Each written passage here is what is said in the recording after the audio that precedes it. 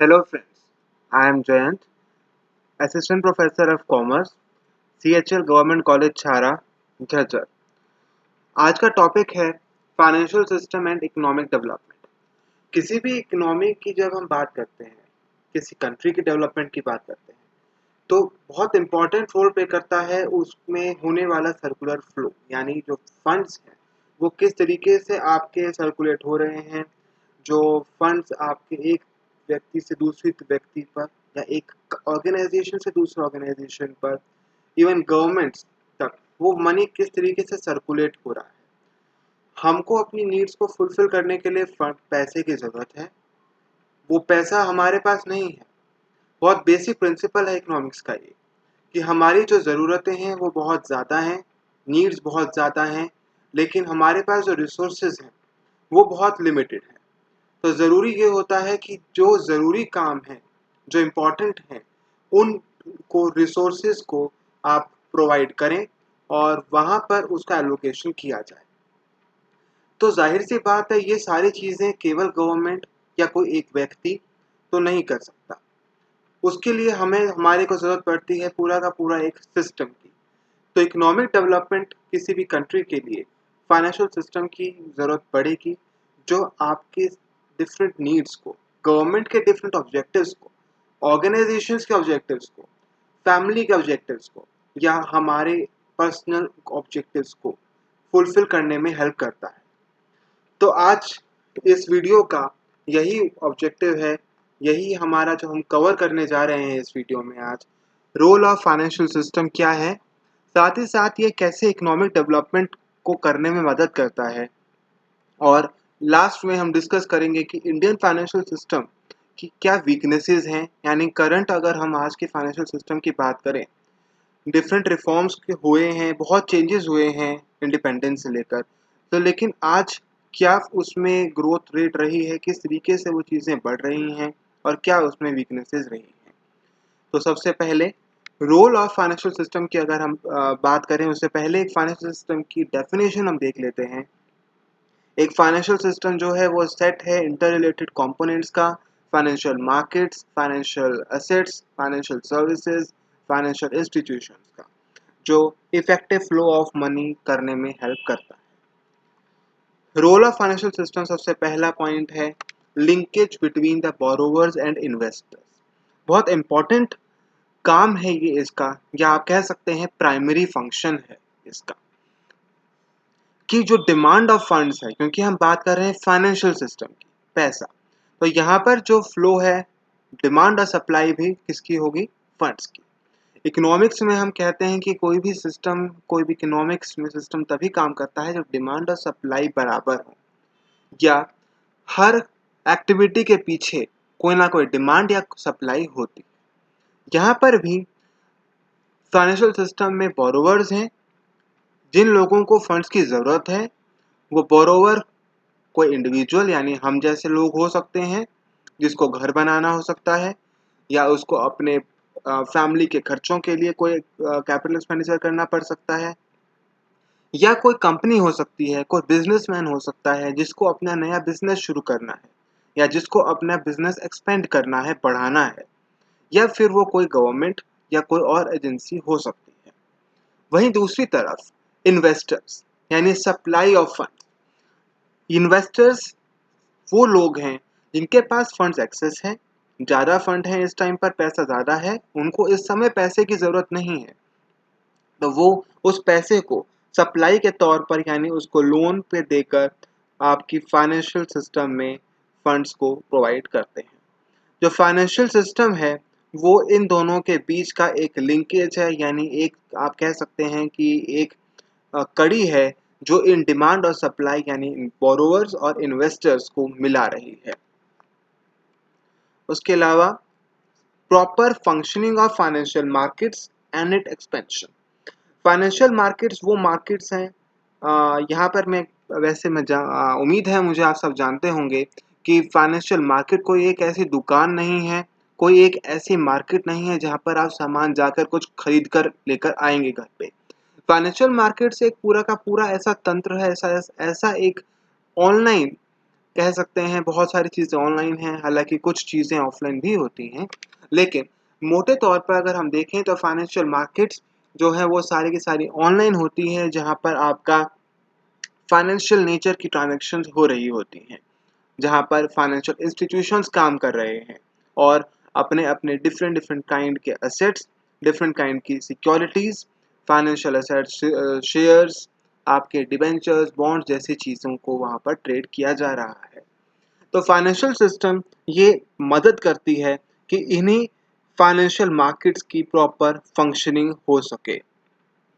साथ ही साथ उनकी एक्सपेंशन के लिए भी, ताकि जो फाइनेंशियल मार्केट है वो आपकी ये ग्रो कर सके, एक्सपेंड हो सके, बढ़ सके। एक्सपेंशन में सिर्फ नंबर्स की बात नहीं हो रही है, यहाँ पर हम बात करते हैं कि आपका जो स्कोप है फाइनेंशियल मार्केट का वो भी एक्सपेंड हो रहा है। पहले वो सिंपल, अगर हम आज से कुछ बहुत साल पहले की बात करें तो फाइनेंशियल सिस्टम में हम सिर्फ बैंक्स को सोचते थे, लेकिन आज के टाइम पर बहुत अलग-अलग तरीके की सर्विसेज आ रही हैं, प्रोफेशनल कोर्सेज करवाए जा रहे हैं, प्रोफेशनल डिग्रीज मिलती हैं बाकायदा फाइनेंशियल स्ट्रीम में, ताकि लोग ऐसी सर्विसेज प्रोवाइड कर सकें जो स्पेशलाइज्ड सर्विसेज होती हैं, फाइनेंशियल सिस्टम में जो काम करती हैं। तो जो मार्केट्स हैं वो बहुत ज़्यादा एक्सपेंड हो रही हैं। उसके अलावा allocation of financial resources and balanced regional development. Financial resources का एलोकेशन करना बहुत प्राइमरी फंक्शन है ये भी फाइनेंशियल सिस्टम का, क्योंकि मैंने आपको पहले भी कहा था कि जो रिसोर्सेज हैं वो लिमिटेड हैं, हमारी ज़रूरतें बहुत ज़्यादा हैं। हमारे को ज़रूरत है, ज़रूरी ये है कि हम उसका एलोकेशन करें, उसका उस तरीके से हम डिस्ट्रीब्यूट करें, उसे उस तरीके से बांटें कि सभी की ज़रूरतें पूरी करी जा सकें। इंडस्ट्री होती हैं बहुत सारी, आप लोग जानते होंगे। इकोनॉमी जो है वो बहुत सारी इंडस्ट्रीज़ को मिलाकर बनाई जाती है। अलग-अलग तरीके के इंडस्ट्रीज़, अलग-अलग तरीके के सेक्टर्स होते हैं। तो एलोकेशन ऑफ फाइनेंशियल रिसोर्सेज का मतलब यही है, गवर्नमेंट या जो बाकी सारी जो ये रेगुलेटिंग एजेंसीज हैं, जो अथॉरिटीज़ हैं, आपके एडमिनिस्ट्रेशन है, उसको ये तय करना होता है कि कौन से फाइनेंशियल रिसोर्सेज को कहाँ पर उसका आवंटन किया जा सके। कौन सा क्षेत्र है, ऐसा कौन सा इंडस्ट्री, ऐसा कौन सा सेक्टर है जिसको हमें फाइनेंशियल रिसोर्सेज की देने की या ज़्यादा ज़रूरत है उस पर ध्यान देने की, ताकि बैलेंस्ड रीजनल डेवलपमेंट हो सके। अभी हम फाइनेंशियल रिसोर्सेज का एलोकेशन देखते हैं। पहले एलोकेशन मैंने आपको कहा अलग अलग इंडस्ट्रीज हो सकती हैं, जैसे कि ऑटोमोबाइल्स। ऑटोमोबाइल्स में कोई भी आपका व्हीकल हो सकता है, चाहे टू व्हीलर हो, चाहे कोई वैसे फोर व्हीलर्स हों या कॉमर्शियल व्हीकल्स हों, ट्रक्स, बसेस टाइप। साथ ही साथ ऑटोमोबाइल के पार्ट्स हो सकते हैं। कोई और आपकी जो इंडस्ट्रीज अलग अलग मोबाइल्स, टीवी यानी इलेक्ट्रॉनिक्स, ये सब इलेक्ट्रॉनिक्स में आते हैं। इलेक्ट्रॉनिक इंडस्ट्री जिसमें TV, washing machine, fridge, AC जैसी चीज़ें आती हैं। उसके अलावा आपका इंफ्रास्ट्रक्चर, कंस्ट्रक्शन से रिलेटेड जो आपकी इंडस्ट्री है, पूरा का पूरा सीमेंट हो गया आपका, या जो आपकी कंस्ट्रक्शन से रिलेटेड रोड्स बनाते हैं, जो प्रोजेक्ट्स करते हैं, आपकी बिल्डिंग्स बनाते हैं, रियल एस्टेट भी हो सकता है इसमें आपका। तो ये अलग अलग, रियल एस्टेट भी हालांकि अलग इंडस्ट्री है और आपका कंस्ट्रक्शन एक रियल अलग इंडस्ट्री है। उसके अलावा ये और कुछ एग्जांपल्स हैं जो डिफरेंट डिफरेंट सेक्टर्स हो सकते हैं आपके। टेलीकम्युनिकेशन, हम लोग फ़ोन पे बात करते हैं, इंटरनेट यूज़ करते हैं हम लोग, एयरटेल, जियो, ब्रॉडबैंड सर्विसेज, जो ये सारी की सारी सर्विस जो होती हैं टेलीकम्युनिकेशन में आता है। एविएशन, जो एरोप्लेन्स होते हैं, हवाई हवाई यात्रा की अगर हम बात करें, टूरिज्म, ट्रांसपोर्टेशन, रूरल सेक्टर, बाकायदा रूरल सेक्टर डेवलपमेंट की हम बात करते हैं, वो भी एक बहुत बड़ा एक एरिया है, क्योंकि हमारे इंडियन इकोनॉमी जो है वो रूरल, बहुत ज़्यादा रूरल डिपेंडेंट है, या आप कह सकते हैं कि बहुत मेजर कंट्रीब्यूटर है रूरल इकोनॉमी हमारा, प्राइमरी कंट्रीब्यूटर है बल्कि। तो ऐसे में उनके डेवलपमेंट के लिए एक वो भी बहुत बड़ा इंपॉर्टेंट सेक्टर है, एजुकेशन, हेल्थ एंड वो बहुत सारे और। तो एलोकेशन ऑफ फाइनेंशियल रिसोर्सेज में यही तय करना है किस समय पर कौन सी इंडस्ट्री में ज़्यादा पैसा एलोकेट किया जाए, ताकि हम उसकी मदद से पूरे कंट्री की डेवलपमेंट कर सकें।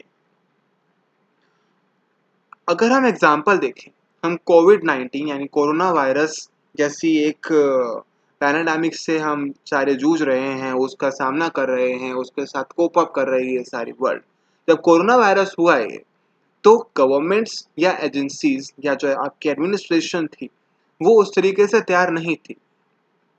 बहुत से कंट्रीज की हेल्थ सेक्टर डेवलप्ड हो सकते हैं, बहुतों के बहुत ज़्यादा डेवलप्ड नहीं थे। इंडिया का जो हेल्थ सेक्टर था, या आज भी है इवन, वो भी बहुत ज़्यादा डेवलप्ड नहीं है। पॉपुलेशन को देखते हुए हमारे पास हेल्थ इंफ्रास्ट्रक्चर यानी हॉस्पिटल्स, नर्सेज, डॉक्टर्स, इक्विपमेंट्स, ये सभी के सभी बहुत ज़्यादा भरपूर मात्रा में नहीं है, या आप कह सकते हैं कि बहुत ज़्यादा शॉर्टेज में है बल्कि। तो कोविड-19 का इम्पैक्ट कैसे हुआ? जब एलोकेशन की बात आती है, तो इस कोविड-19 के टाइम पर सबको ये रियलाइज़ हुआ कि जो प्रायोरिटी है हमारी इस टाइम पर, प्राथमिकता हमें हमारे हेल्थ यानी स्वास्थ्य विभाग को सुधारने में देनी चाहिए। तो उसके लिए हमने अपने हॉस्पिटल्स में उसको अपग्रेडेशन किया, उनके सुधार किया। मास्क्स, कोरोना से पहले हम में से बहुत ही कम लोग मास्क को यूज करते होंगे। अपना रुमाल बांध लेना या जस्ट वैसे कोई कपड़ा बांध लेना घर का धूल मिट्टी से बचने के लिए, वो एक अलग बात है। लेकिन मास्क एक स्पेसिफिक कारण से कि हमें हर समय मास्क पहनकर रहना है, ये एक अपने आप में बहुत बड़ा चेंज था। जैसे जैसे कोरोना का इफेक्ट पड़ा, वैसे वैसे ऑक्सीजन मास्क की जरूरत पड़ी हॉस्पिटल्स में, आपके वेंटिलेटर्स की जरूरत पड़ी, पीपीई किट्स, या जो डॉक्टर्स को अपने आप को बचाए रखने के लिए, सेफगार्ड के लिए जो सूट चाहिए, उनको प्रोटेक्टिव गियर जो चाहिए होता है, वो सब। और इन जैसी बहुत सारी ऐसी चीज़ों की ज़रूरत पड़ी जो हमारे पास सप्लाई में कभी नहीं रही होंगी। ऐसे बहुत सारी चीज़ें जो बहुत ही लिमिटेड, बहुत ही कम मात्रा में हम लोग कंज्यूम करते थे, लेकिन कोरोना के वजह से ये सारी चीज़ों पे हमें करना पड़ा। तो यही एलोकेशन ऑफ फाइनेंशियल रिसोर्सेज में गवर्नमेंट और बाकी सभी एजेंसीज ने अपना सारा पैसा, जो भी अवॉइड किया जा सकता था, जो ज़रूरी नहीं था, जिसको पोस्टपोन कर सकते थे जिस खर्चे को, वो सभी पैसा इस तरफ एलोकेट कर दिया गया, इस तरफ मोड़ दिया गया, ताकि हम ज़्यादा एफिशिएंटली, ज़्यादा कामयाब तरीके से इस पूरी लड़ाई में लड़ सकें। बैलेंस्ड रीजनल डेवलपमेंट का मतलब है कि एक संतुलित तौर पर क्षेत्रीय विकास हो सके। आप जानते हैं कि इंडिया बहुत बड़ा देश है, बहुत सारे विभिन्न प्रकार के राज्य हैं, जहाँ पर कोई ऐसा राज्य है जो बहुत विकसित है, तो कहीं कोई ऐसा राज्य है जहाँ पर आपके बहुत ज़्यादा विकास नहीं हो पाया है आज भी ऐसे बहुत क्षेत्र हैं हमारे देश में जो कोई सड़क नहीं है, पीने का पानी उपलब्ध नहीं है, लाइन में लगकर वो पानी ले रहे हैं।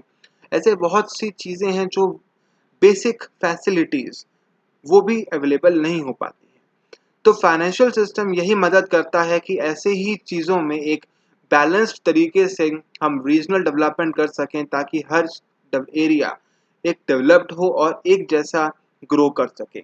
अगर हम एक छोटे से गांव को और मुंबई जैसे शहर को कंपेयर करें, तो वो कंपेयर नहीं हो सकता। तो यही हमारा मकसद भी होता है कि हम बैलेंस्ड तरीके से संतुलित तौर पर डेवलपमेंट करें। उसके बाद है आपका अगला, मेंटेनिंग लिक्विडिटी।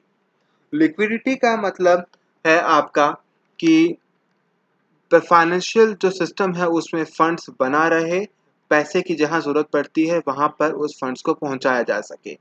और अगर मुझे अपने कोई नीड को पूरी करने के लिए पैसे की ज़रूरत पड़ती है, तो वो अपना एसेट में बेच सकूँ और उसको मनी में कन्वर्ट कर सकूँ। तो ये फैसिलिटी प्रोवाइड करता है फाइनेंशियल सिस्टम। साथ ही साथ किसी भी इंडिविजुअल, ऑर्गेनाइजेशन, गवर्नमेंट की शॉर्ट टर्म नीड्स, साथ ही साथ लॉन्ग टर्म नीड्स, यानी अगर मुझे आज कुछ हफ्ते के लिए पैसे चाहिए, या मुझे 4 साल के बाद पैसे चाहिए, या मुझे 2 साल के बाद पैसे चाहिए, यानी मेरे को क्या ड्यूरेशन है, उसके लिए अलग अलग इंस्टीट्यूशंस हैं, अलग अलग आपके इंस्ट्रूमेंट्स हैं। शॉर्ट टर्म के लिए अलग बिल ऑफ एक्सचेंज है बिजनेसेस के लिए, वहीं अगर हम लॉन्ग टर्म की बात करें तो वो लॉन्ग टर्म लोन ले सकते हैं, डिबेंचर्स, बॉन्ड्स जैसी और डेट इंस्ट्रूमेंट्स हैं। तो यानी हमारे पास बहुत सारी वैरायटी है, बहुत सारे अलग अलग तरीके के फाइनेंशियल इंस्ट्रूमेंट्स हैं जिसकी मदद से हम ये शॉर्ट टर्म और लॉन्ग टर्म नीड्स को फुलफिल कर पाते हैं। Pooling of funds and capital formation, पैसे को इकट्ठा करके कैपिटल फॉर्मेशन करते हैं ताकि हम इकोनॉमिक डेवलपमेंट नेशन की कर सकें। उसके बाद इस वीडियो का सेकंड सेक्शन है हमारा कि फाइनेंशियल सिस्टम किस तरीके से इकोनॉमिक डेवलपमेंट में कंट्रीब्यूट करता है। मैंने अभी आपको बताया कि पूलिंग ऑफ फंड्स और कैपिटल फॉर्मेशन। तो कैपिटल फॉर्मेशन का मतलब क्या है? कैपिटल फॉर्मेशन का मतलब है जो हमारे पास अलग अलग छोटे छोटे अमाउंट में सेविंग्स हैं, उन सेविंग्स इन्वेस्टमेंट को मिलाकर एक पूल के तरीके से बनाया जाए और उस पूल के तौर पर हम उस पैसे को कैपिटल एक्सपेंडिचर में खर्च कर सकें।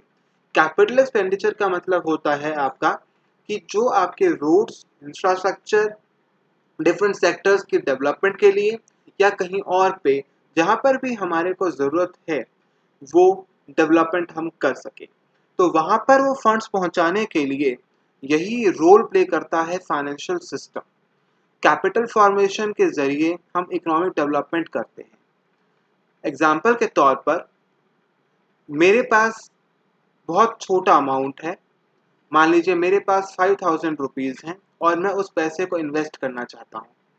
अगर मैं केवल उस 5000 रुपीज़ को कहीं इन्वेस्ट कर देता हूँ किसी बैंक में, किसी फाइनेंशियल इंस्टीट्यूशन में, तो मेरे को बहुत ज़्यादा रिटर्न नहीं मिलेगा।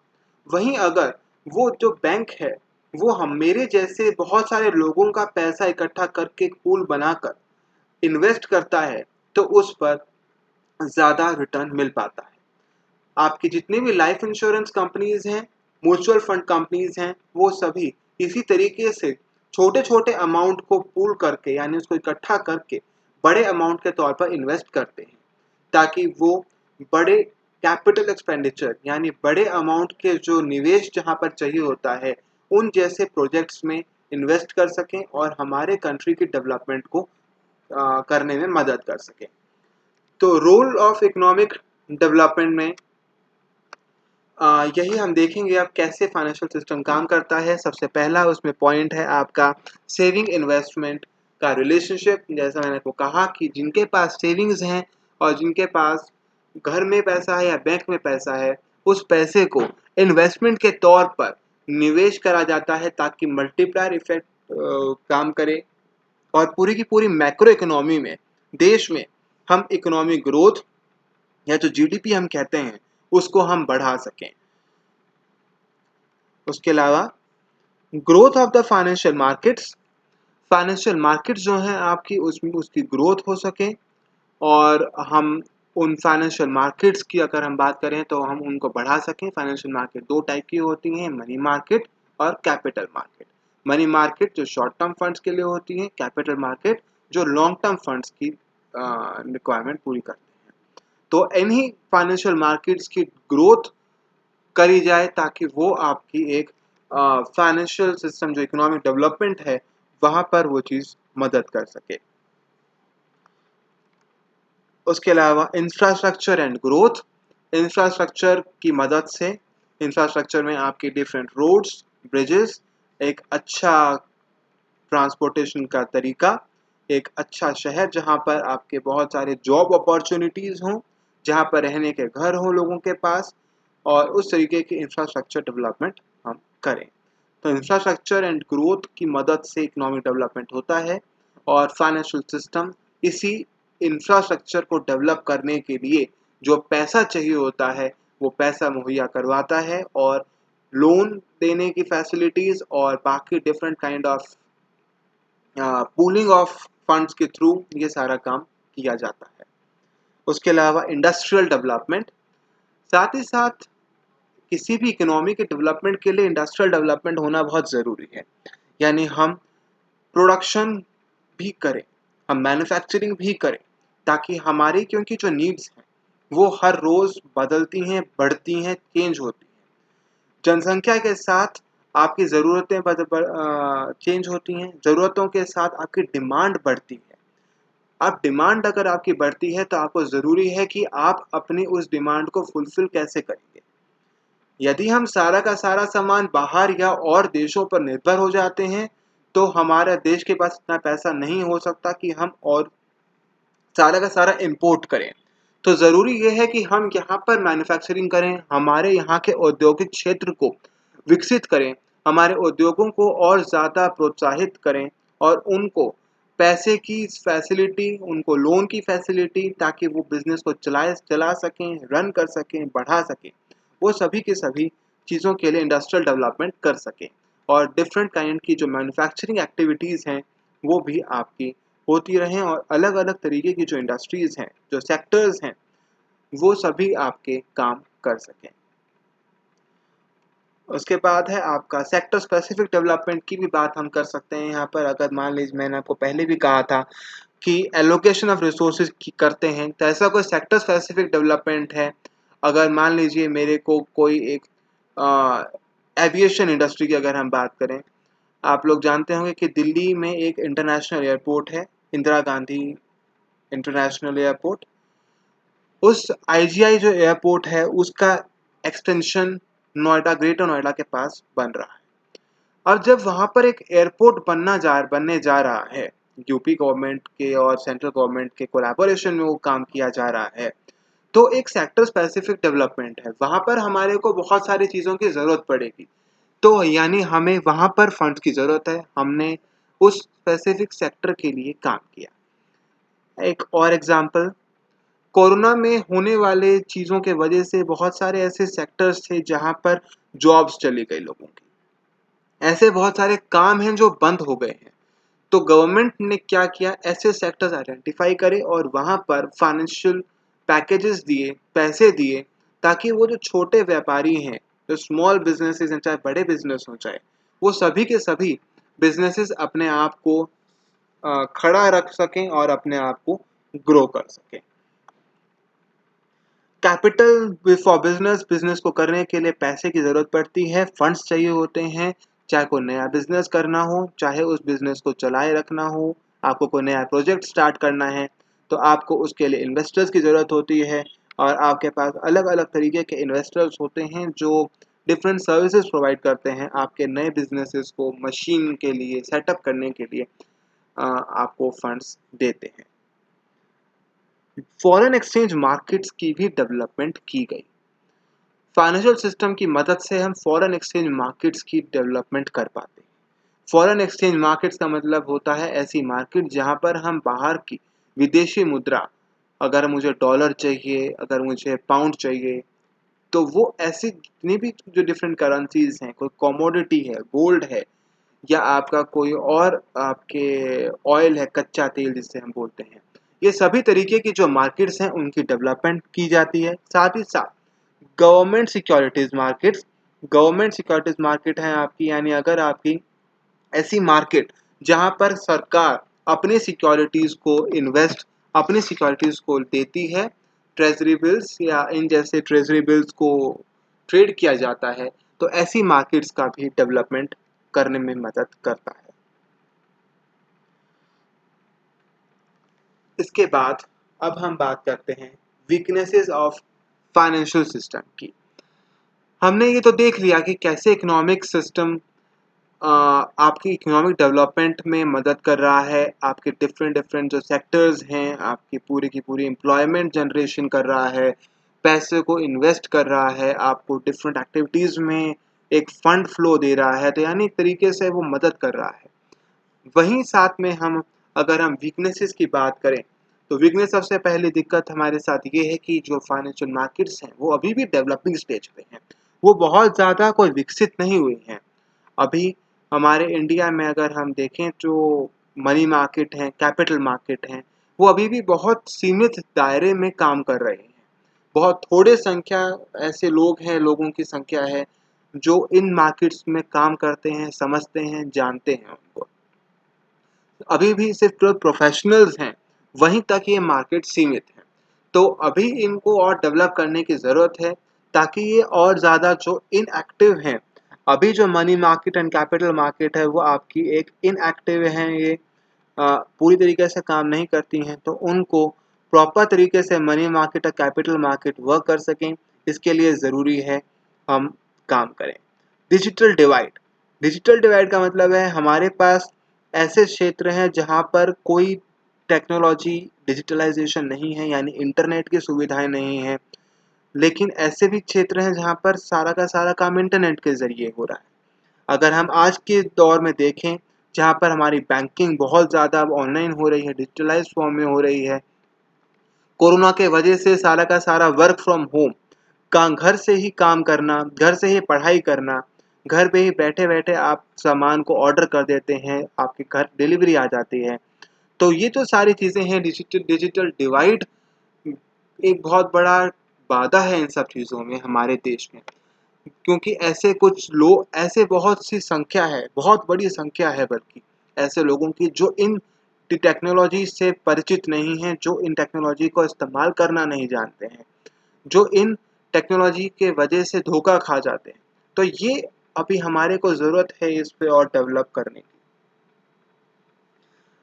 फाइनेंशियल इंस्टीट्यूशंस या डेवलपमेंट बैंक्स की अगर हम बात करें तो हमारा जो फाइनेंशियल सिस्टम है वो इन जैसे खास इंस्टीट्यूशंस पर डिपेंडेंट है।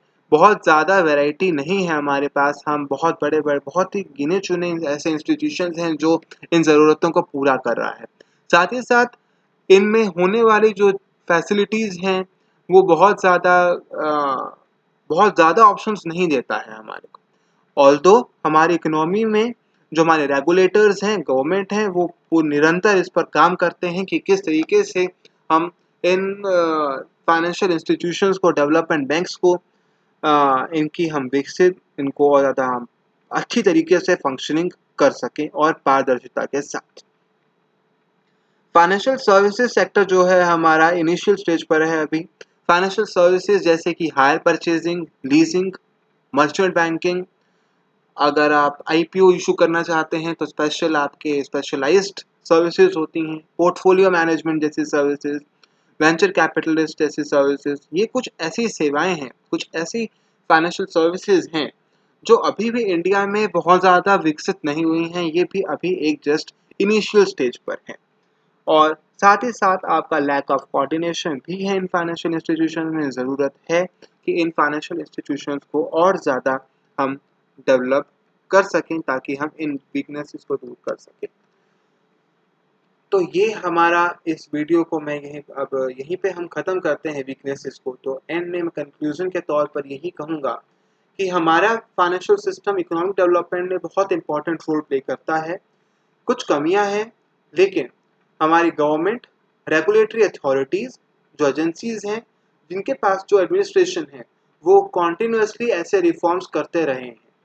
इंडिपेंडेंस से लेके आज तक हम इन रिफॉर्म्स को करते रहे हैं, और ताकि हमारा जो बैंकिंग सेक्टर है वो और ज़्यादा ग्रो करे, और ज़्यादा लोगों तक पहुंचा जा सके, फाइनेंशियल इंक्लूसिव इकोनॉमी हमारी बन सके, यानी कोई भी ऐसा व्यक्ति ना बचे जो इस फाइनेंशियल सिस्टम का हिस्सा ना बन पाए।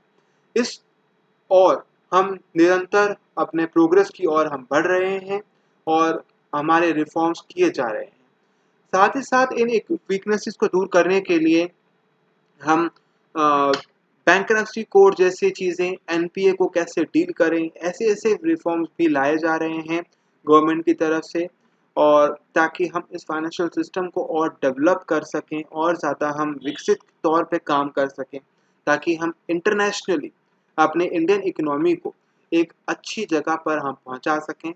और यही मैं इस टॉपिक की ख़त्म करता हूं, और हमें अब उम्मीद है इस वीडियो के बाद आपको ये समझ आया होगा कुछ कि किस तरीके से फाइनेंशियल सिस्टम इकोनॉमी में वर्क करता है और किस तरीके से ये आर्थिक विकास की तरफ लेकर जाता है। केवल ही हमारी इनकम ही नहीं, बल्कि हमारे लिविंग स्टैंडर्ड को सुधारता है, इकोनॉमिक डेवलपमेंट करता है, यानी हम अपने हमारी जो जीवन शैली है उस जीवन शैली में एक सुधार लेकर आता है। और इसी के साथ मैं फिर जयंत, असिस्टेंट प्रोफेसर छारा, आप सभी का धन्यवाद करता हूँ, और धन्यवाद।